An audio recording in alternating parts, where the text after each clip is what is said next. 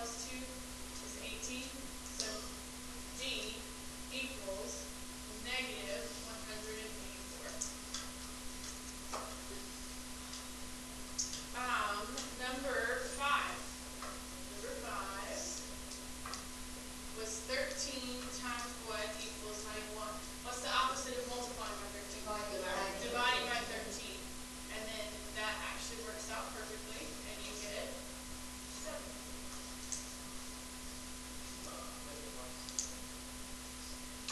I'll double check, but I think it's 20. Okay. And then one bonus.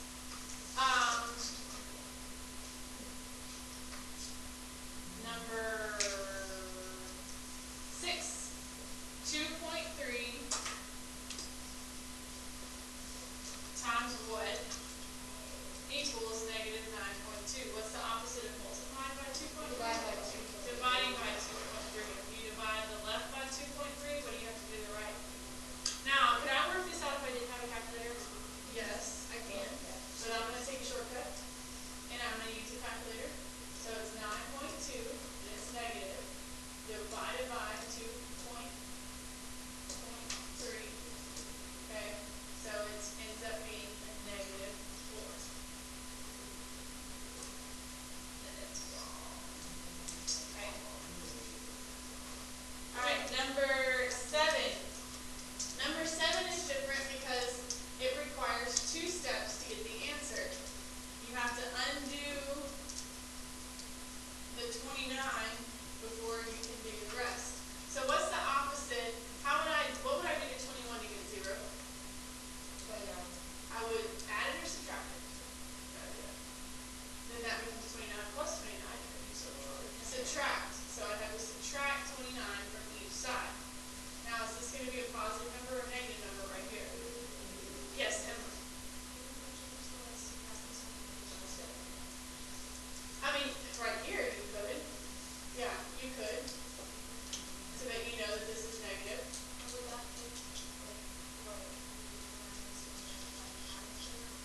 No, I'm still to get rid of 29, I have to subtract 29. 29 minus 29 is 0. So you can still have to do that. And then we're going to end up bringing down this negative 8 times what equals. Now what's 13 minus 29? 16. Negative 16. Negative 16. 13 minus 29, negative 16. Now what's being done to x?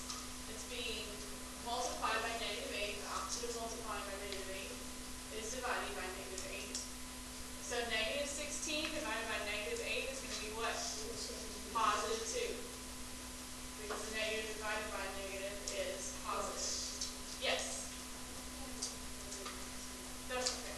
Yeah, you can do it. There's some different ways. Yes.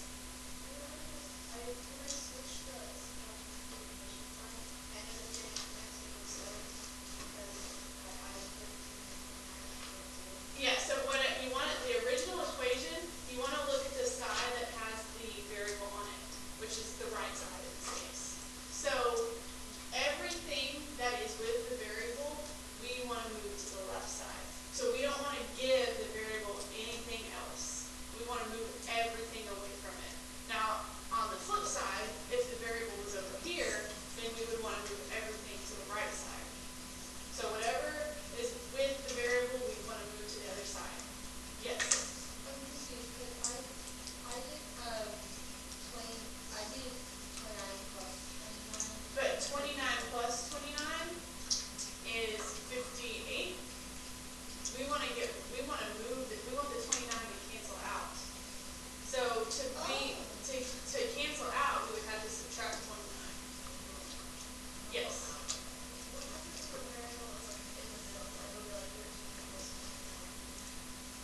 Then you would combine the like terms. And I don't know that there's one like that. Well, tell me if we get to one that's like that, and if we don't, then I'll try to figure out one that is like that. All right, number 8. Number 8 was what? Divided by 15 plus 4 equals 21. So the first thing I'm going to undo is the plus 4. How do I undo plus 4? Minus. Yep, subtract 4 from each side. Remember, if I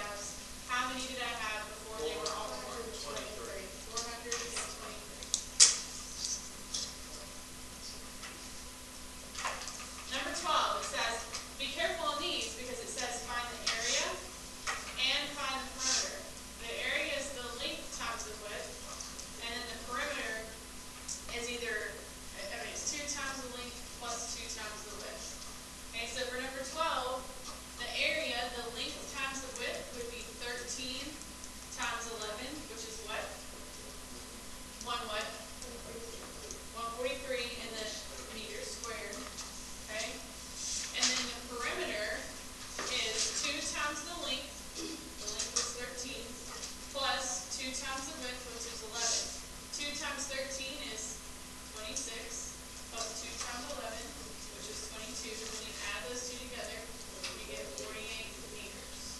This is the perimeter. If you cut the square, does that come off?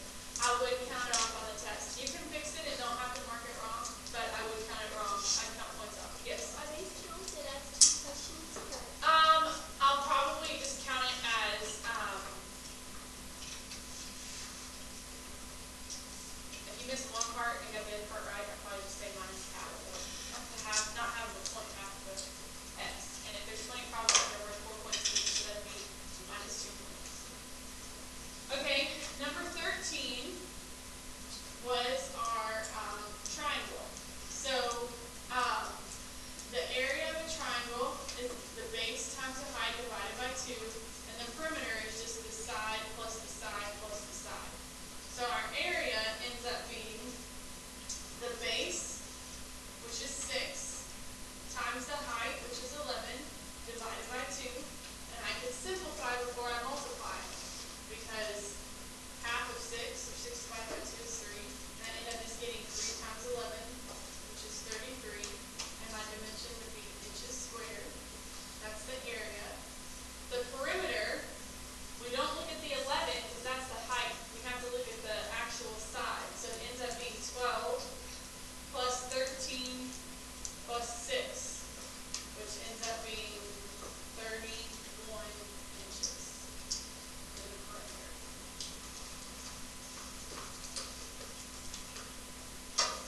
Number 14, we have to work backwards because it says find the width of a rectangle that has a length of 21 feet and a perimeter of 76 feet. So I know the perimeter of a rectangle is 2 times the length plus 2 times the width.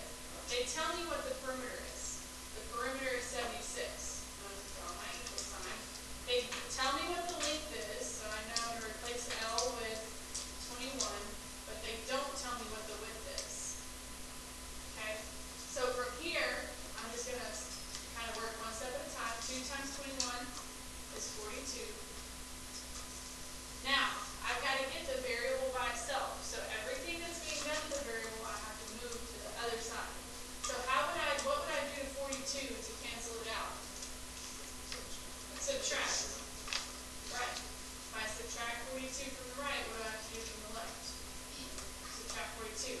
So over here on the right side, I'm left with 2 times what, or 2 times the width, equals, what's 76 minus 34?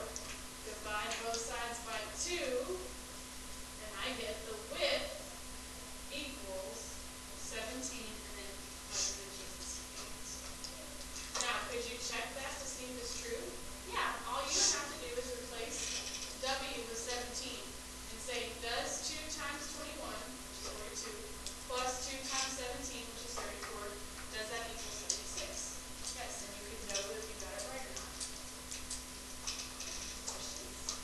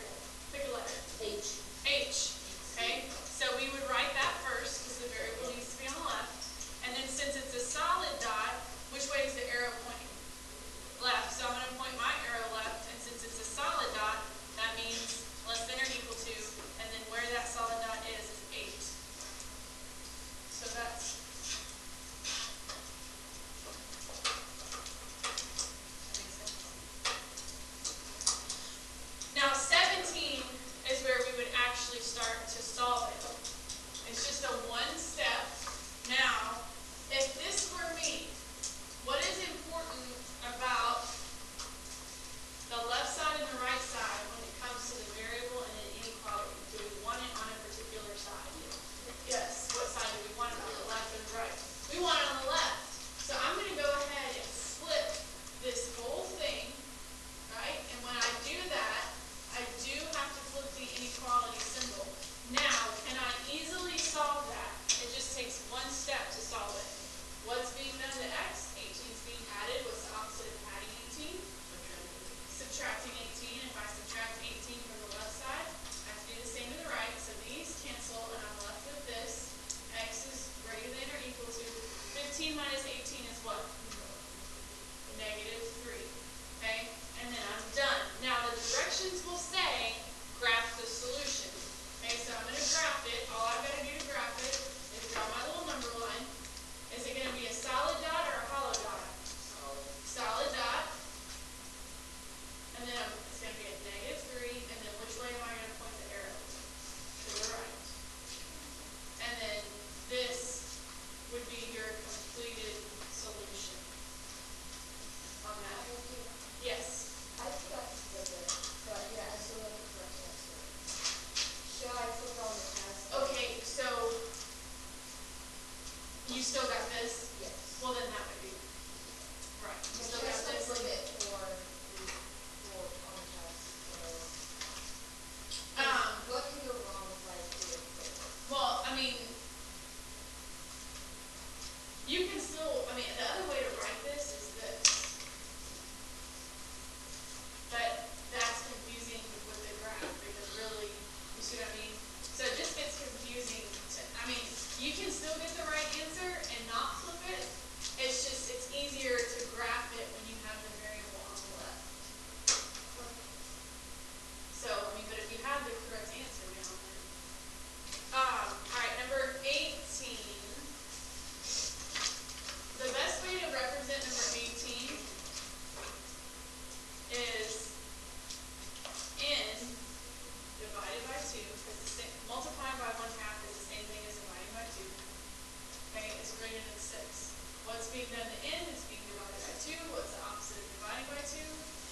Multiplying by 2. If I multiply the left by 2, I have to multiply the right by 2, and I get n is greater than 12. Graph that. Is it going to be a solid dot or a hollow dot? Hollow. Hollow. At 12 with an arrow to the right or the left? Right. The same direction as that is. So your entire solution is that. And then, number 19.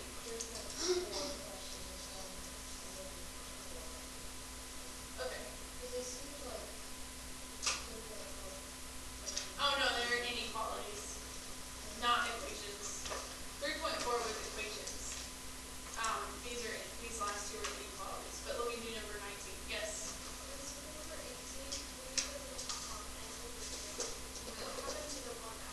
Well, you could put it right here.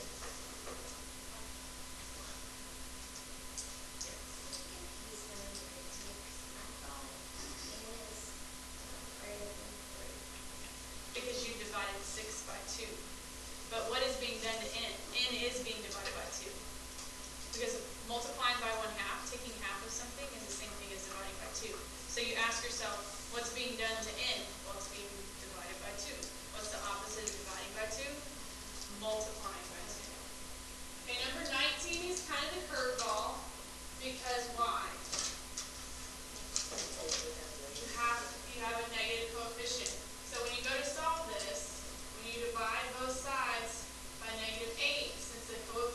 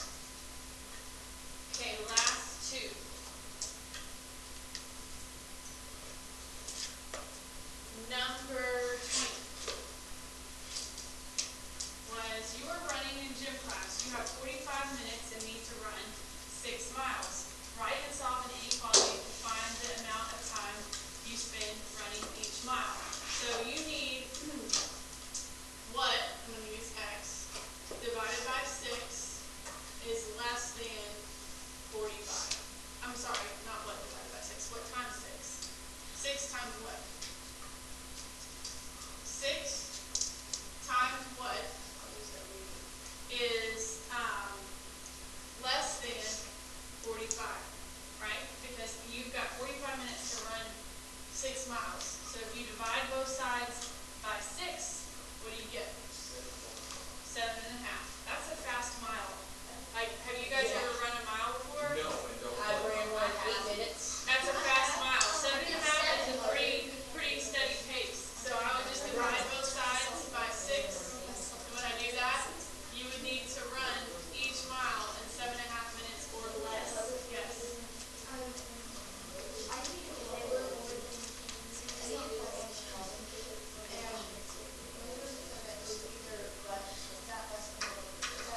Yes, that's, yeah. But you said that it could be less than or equal to 45. Yeah, it could be, you could say, I mean, because if you ran each mile in 7.5 minutes, then that would equal a total